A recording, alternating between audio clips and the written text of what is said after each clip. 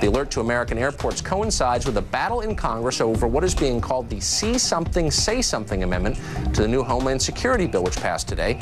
The provision would protect people who report suspicious activity from being sued by those they identify as suspicious. But some Democrats oppose that amendment because they say it increases the probability of racial and religious profiling. The question is, where does the balance between security and civil liberties lie? Well, the most recent notable terror bust, May's arrest of 6 would-be attackers on Fort Dix, New Jersey, resulted directly from a citizen's tip of behavior he found suspicious. What if that tip hadn't happened for fear of a lawsuit? Joining me now to discuss this is Ibrahim Hooper. He's spokesman for the Council on American-Islamic Relations. Mr. Hooper, thanks for coming on. Thanks for having me. Now, the reason I want to talk to you about this is because you have supported a lawsuit that stems from an incident last fall in Minneapolis on a U.S. Airways flight in which I believe 6 imams were identified by passengers and the airline as suspicious, and they were taken off and questioned by the FBI.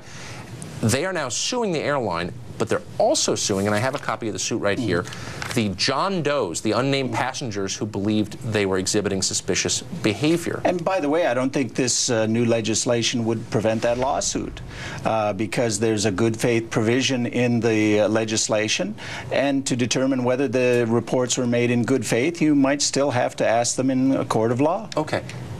I have a number of questions. Here's the first one. How do you determine good faith?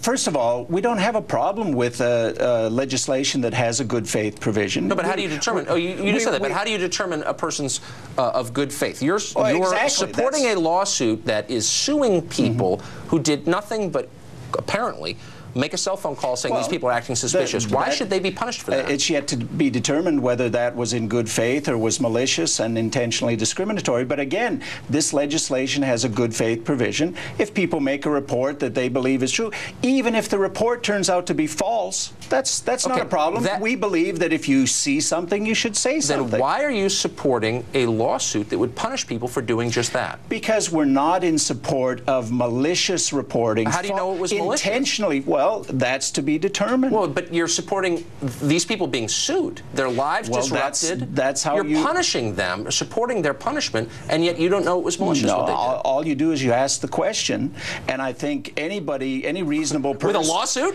any reasonable person should be allowed to exercise their legal rights and find out whether they were maliciously targeted because of their race or ethnicity, or well, I don't know if you're being. I don't know. Well, let me just be very clear for our viewers who haven't been following this. This legislation that passed today was a direct response to this lawsuit, which CAIR, your organization, is supporting.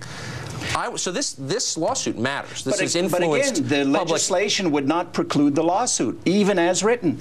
I want to ask you a question about principle. Why should someone be sued for reporting suspicious behavior?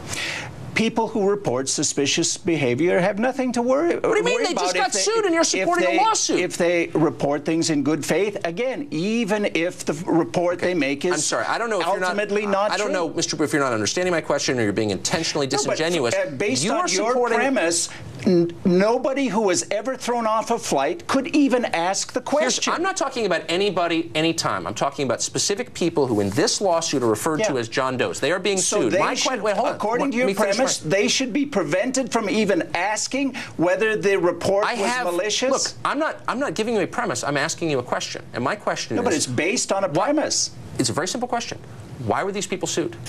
They were included as a very small part of a larger lawsuit to determine... They're sort of pregnant. They were sued. To determine whether the reports were based on racial or religious profiling and whether they were malicious or not. Is there any evidence that they were?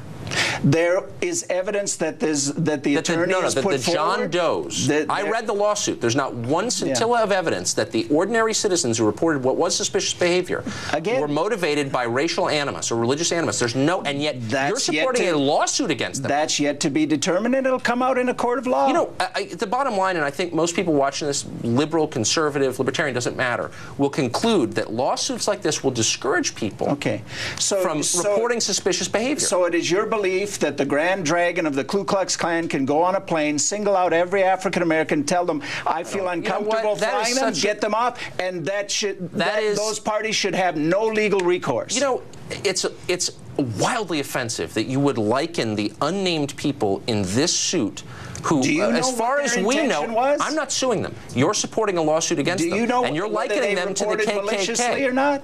You haven't the faintest idea, and neither do I, but you are supporting a lawsuit against them. And I am saying, ask the question. I'm saying, look, you don't get an answer to a question by suing people. The effect of this, as you well know, will be to grant immunity to the Grand Dragon of the KKK. The effect of this will be to squelch. The KKK has nothing to do with this, and that's a ludicrous suggestion, and you know it. This will squelch ordinary people's efforts to fight terror, and that's dangerous. And CAIR is behind it, and I honestly think you should rethink what you're doing. Rights are always balanced. The passengers who are taken off the plane have rights, and the people who make the reports have rights, and those will be balanced in a court of law. But the people who called in, I'm not defending the airline or the pilot or attacking the imams. I'm merely saying that the ordinary people, John Doe, on their way to get on a flight, calling suspicious behavior, they should not be punished. You're punishing them. That's wrong. If it's made in good faith, they have nothing to worry about. Well, they shouldn't be sued by you or people you support. That's my feeling. Well, then how are you going to know if they made it in good faith? Why not find out who they are and ask them? Well, that's exactly what the lawsuit does. You're suing, and you're punishing them, and costing them money, and you're scaring other Americans into being silent in the face of a terror threat. Don't worry. Eventually, we'll get to a day where you can have a Muslim-free flight, but today's not that day. You know, I don't think that's helpful. But I appreciate your coming on and trying to defend what I think is indefensible. Thank you, Mr. Hooper. The most compelling